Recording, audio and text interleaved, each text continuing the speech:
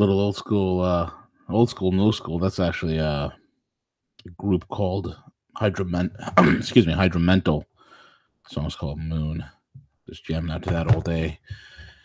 All right, folks. Long day today. It's Tuesday, January. See how jacked up I am mentally? I'm losing track of days, times. I mean, I don't even know where I'm at half the time these days. It's just nonstop action, nonstop news. This is Guerrilla Insights, episode 3, refocusing on the East. One of the things that I want to let you guys know is this is again Tuesday, February the 6th. There's a lot of things going on. We're talking about the sell-offs that occurred on Wall Street. Look, you all know there is some sort of signal. The market's just going to drop at 666 and then 1500 on the following Monday. Those things just don't happen. We all know that. I'm not going to, get into it here. We've talked about it countless of times on the morning show. We've talked about it on the Trading Terror Dome with Dex. He broke it down perfectly. So here's the deal. There's a lot going on. There's a lot going on in the world. There's been a lot of sources, and I've been saying this for quite some time that, come this new year of 2018, we're going to have the new petro-yuan standard. The petro-yuan gold settlement standard is going to launch. I've talked to my guys in Hong Kong, and what the feelers are saying right now as they connect to some sources in Beijing and in Shanghai is we're looking at sometime in March, probably before, but we're looking at sometime in March, mid to late March is what they're looking at. Again, this is not something that's set in stone. They'll pull that trigger. They'll pull that string when the time comes. They're in no rush, folks. They have no need to be in rush whatsoever. None. They can take their sweet time. They have no issues. The reason why I bring this up and I want to refocus everybody on is this. The new Silk Road marches forward. The new Silk Road is continuing to develop. Earlier this morning, CJ and I talked about how Israel and the United States is courting India. We all know the relationship between India and Pakistan. Basically, it's the Hatfields and the McCoys, folks. It's the Hatfields and the McCoys. These are literally genetically the same people, divided by the stupidity that is organized religion. Pakistan being Muslim and India being predominantly Hindu. It's the same damn people that were, for thousands of years and hundreds of years existed without any real problem.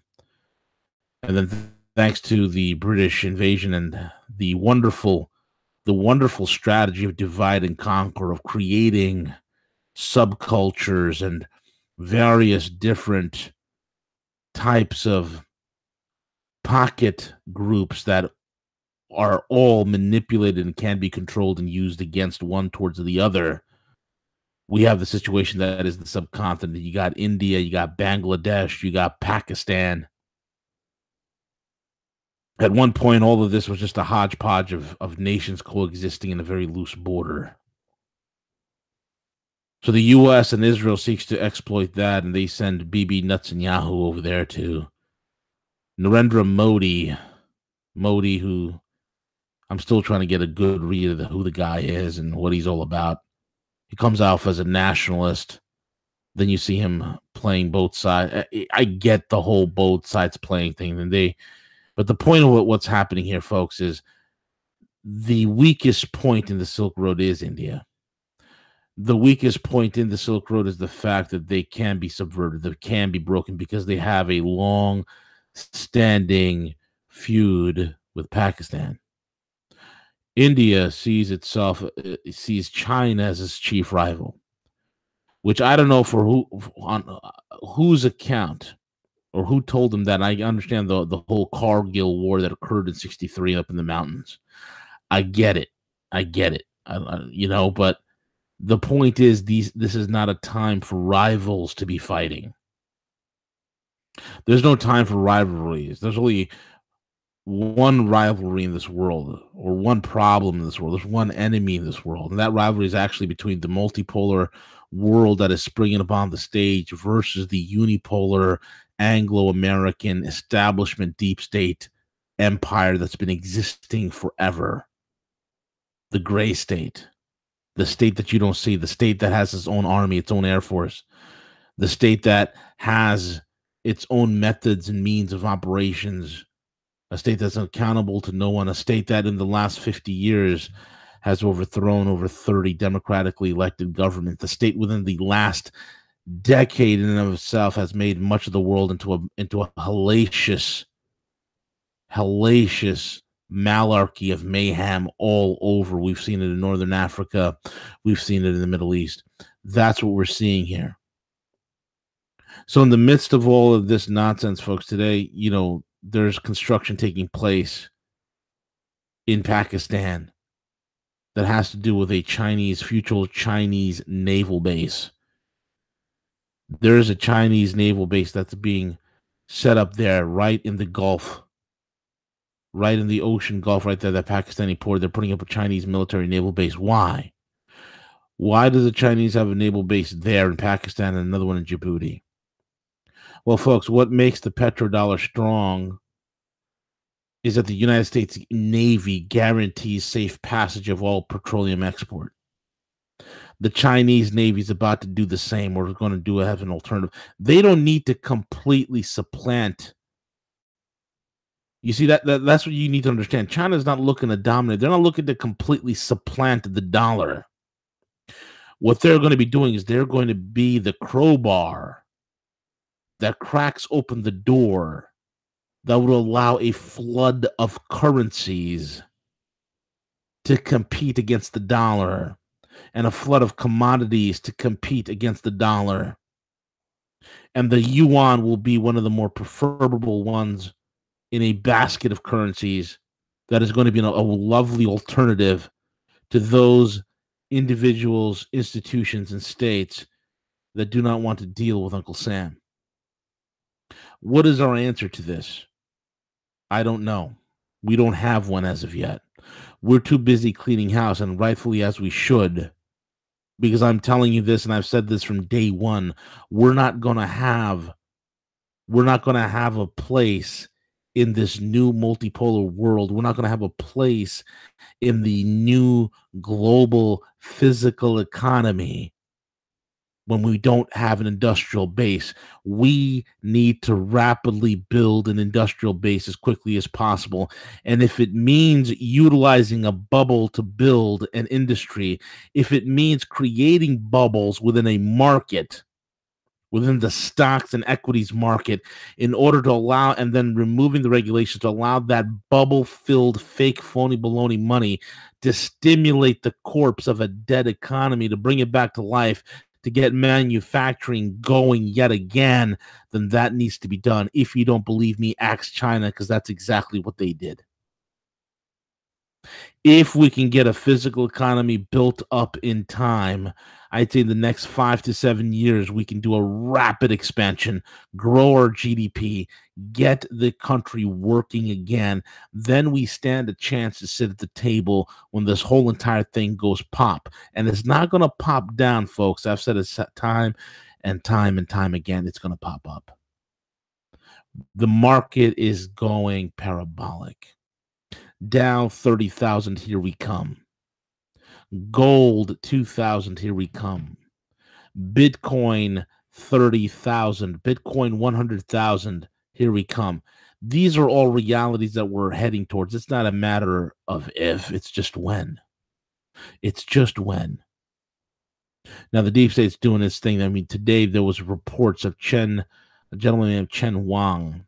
I don't exactly know. Don't quote me on the name and don't hold me to it. But Chen something. Very successful young 44-year-old Chinese executive director over at a Chinese logistical and shipping company that is involved in the ports, was targeted and killed on the streets of Pakistan. Isn't it amazing? It's not it's not some guy who's, I don't know, who's a Chinese guy looking to open up a flip-flop factory or a flip-flop shoe store or whatnot, selling flip-flops and lungis to Pakistanis and in the streets of Karachi. No, this is somebody who is a successful individual, 44 years old, very sharp, very articulate businessman who was heading up the head director of a logistics and shipping company that's involved in the building of the ports. Someone whose company is involved with the new Silk Road, is involved with the economic development that is happening in Pakistan, and he gets targeted and killed. In fact, China is sending out an alert to alert all of their citizens of the issues in Pakistan. Why? Because Pakistan has a problem with these fundamentalist Muslim crazy people, these fundamentalist idiots. Again, organized religion, it's a problem. It's an organized religion, it's a problem. Always has been, always will be. Now, that being said, they set out a travel warning. That travel warning, folks, it was only maybe a couple months ago, maybe a year ago. I remember that Chinese missionaries were kidnapped by some Islamic fundamentalist group and then killed for preaching the gospel. What? Did you hear that? Does that shake you? Does that mess with your paradigm? Does that mess with your paradigm a little bit? Huh? Huh? Chinese Christian evangelists from China kidnapped and killed for preaching the gospel. You thought Americans had a monopoly on that, did you? Au contraire, mon frère. Au contraire. Folks, there is you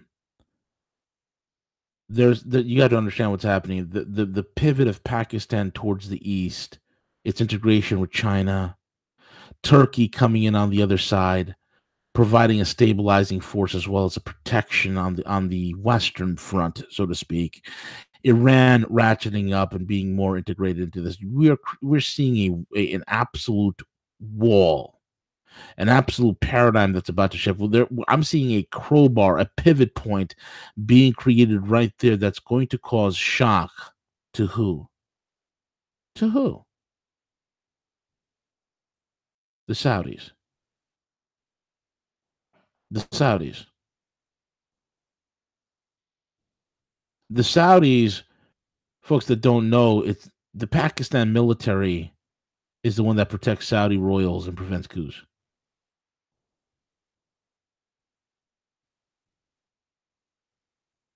Think about that for a second. Now, between the Chinese port development in Djibouti and in Pakistan, Saudi Arabia will be forced to play the renminbi game. They'll be forced to play the yuan game.